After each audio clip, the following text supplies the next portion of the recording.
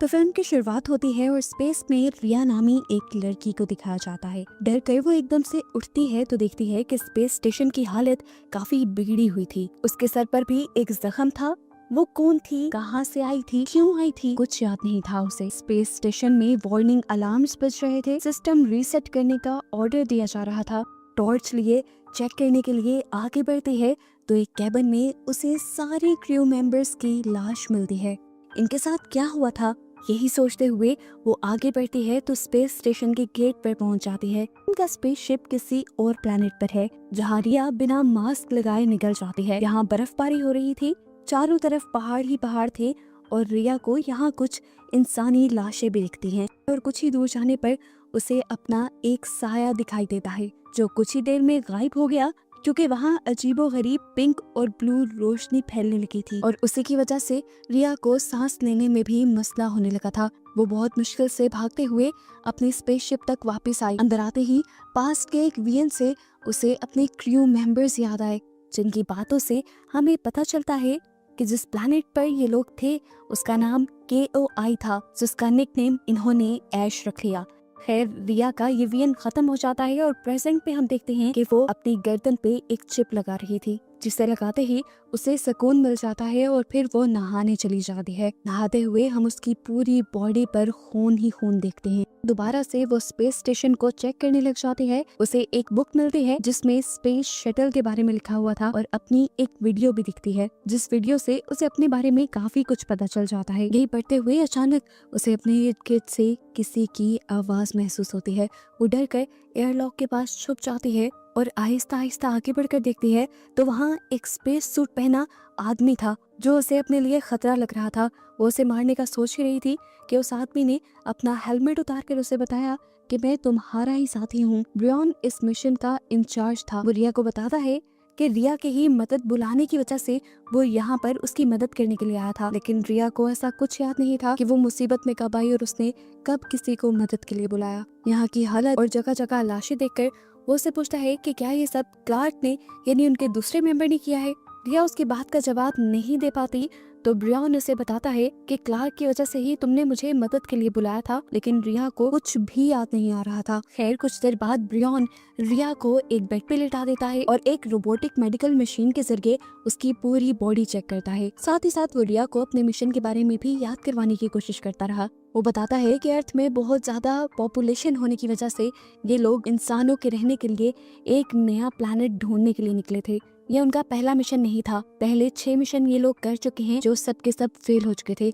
ये 7वां और आखिरी मिशन था और यही मिशन इंसानों की आखिरी उम्मीद है। वो बताता है इस टाइम ये लोग जिस प्लैनेट पे हैं उसका नाम है KOI। रिया यहाँ पर उठ के बैठ जाती है और ब्रियन से पूछती है मुझे पहले मेरे बारे में बताओ कि मैं कौन हूँ। तो ब्रियन उसे नहीं बताता और कहता है कि तुम्हें खुद ही याद आने लगेगा। रिया सोने के लिए चली जाती है और आधी रात को उसकी डर कर आँख खुलती है। वो अपने सामने अधमरे इंसान को देखती है जो जख्मी था, लेकिन अगले ही पल वो गायब हो गया और रिया समझ गई कि वो हेलुसिनेट कर रही है। अगली सुबह रिया और ब्रियन उठते हैं और यहाँ मौजूद अपने सभी क्रू मेंबर्स की लाशें इस स्पेसशिप से बाहर निकालने लगते हैं क्योंकि उनकी वजह से यहाँ स्मेल होने लगी थी। क्लार्क उनकी एक क्रू मेंबर जिसका कोई पता नहीं था, ये लोग उसके बारे में बात करते हैं। इन्हें लग रहा था कि वो स्पेस स्टेशन से बाहर भी जा सकती है और ये सब जो हुआ है वो भी उसी का किया हुआ है। ब्रियन कहता है हमें ज्यादा टेंशन लेने की जरूरत नहीं है, अगर वो बाहर है तो जैसे ही उसका ऑक्सीजन खत्म होगा तो उसे अंदर आना पड़ेगा। ऑक्सीजन का सुनकर ब्रियन को याद आता है कि टेंशन की बात तो उनके लिए भी थी क्योंकि उनके स्पेस स्टेशन का ऑक्सीजन बहुत कम रह गया था। अगर ये जल्द ही वापस जाने का फैसला ना करेंगे तो इनकी भी जान खतरे में पड़ सकती है। खैर रिया जब दोबारा स्पेस स्टेशन के अंदर घूम रही थी तो एकदम से उसे खून में सनी हुई कैंची नजर आई, जिस देखकर उसे दोबारा पुराने वियंस नजर आने लगे जिसमें उसे हल्की सी झलक मिली कि किस तरह उनका एक क्रू मेंबर इस कैंची के जरिए बाकी सबको नुकसान पहुंचा रहा था।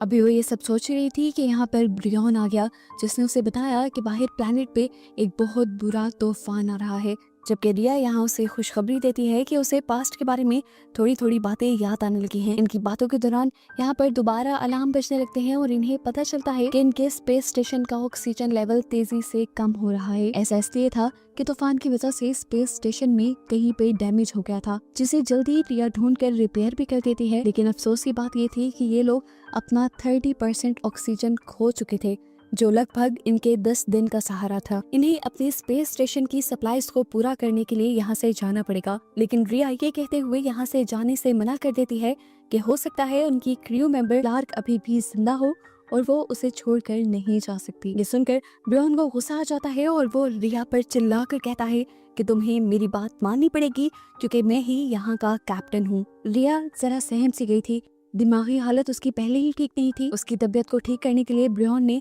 उसे दोबारा गर्दन पे लगाने के लिए छोटी छोटी चिप्स दी, जिससे उसकी हालत बेहतर हुई। रिया अब सोने के लिए चली जाती है और उसे ख्वाब में इस मर्तबा अपना दूसरा क्रू मेंबर दिखाई देता है, जो असल में उसका हस्बैंड भी था। ये दोनों उस टाइम किसी और प्लेनेट पे थे और वहीं पर रिया एक बहुत बड़ा सा गड्ढा देखती है जिसके अंदर से लगातार एनर्जी निकल रही थी। उसका हस्बैंड उसे कहता है उसके करीब मत जाना, वो खतरनाक है।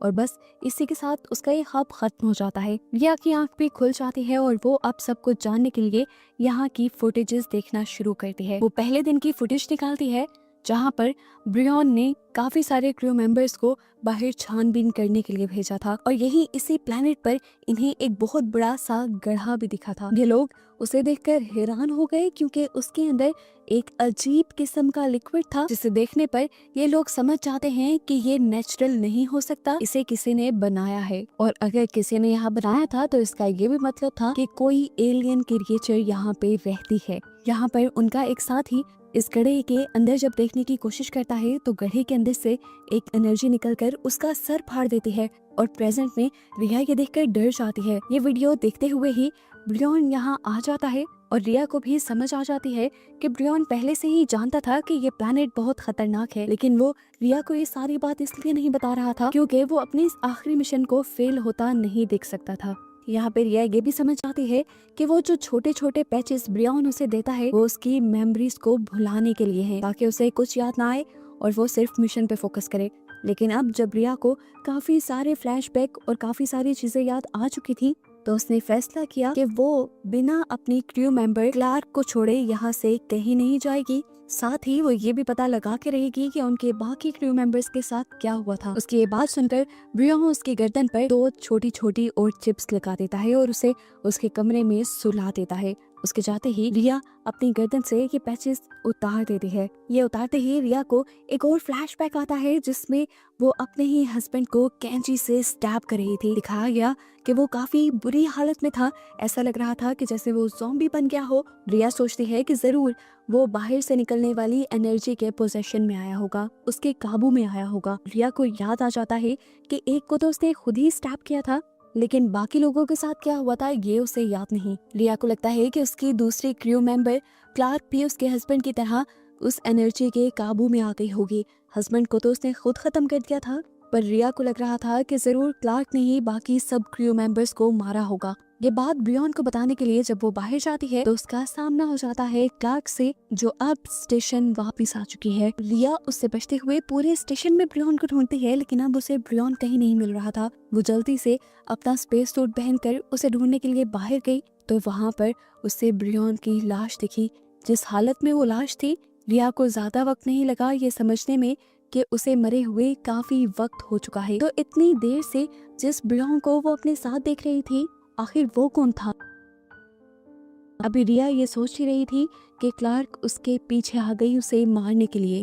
उससे बचने के लिए उससे लड़ते हुए रिया स्टेशन में वापस आ जाती है और क्लार्क अभी भी उसके पीछे पड़ी हुई थी। इससे पहले कि वो रिया को पूरी तरह मार देती, रिया ही क्लार्क के हेलमेट में पानी भर देती है, जिससे सांस घुटने की वजह से वो मारी जाती है। रोबोटिक मेडिसिन डिवाइस से जब रिया क्लार्क को चेक करती है तो उसे पता चलता है कि उसकी बॉडी में तो किसी किस्म की इन्फेक्शन नहीं थी, तो आखिर वो फिर सबको क्यों मार रही थी? रिया की अपनी हालत भी खराब हो रही थी।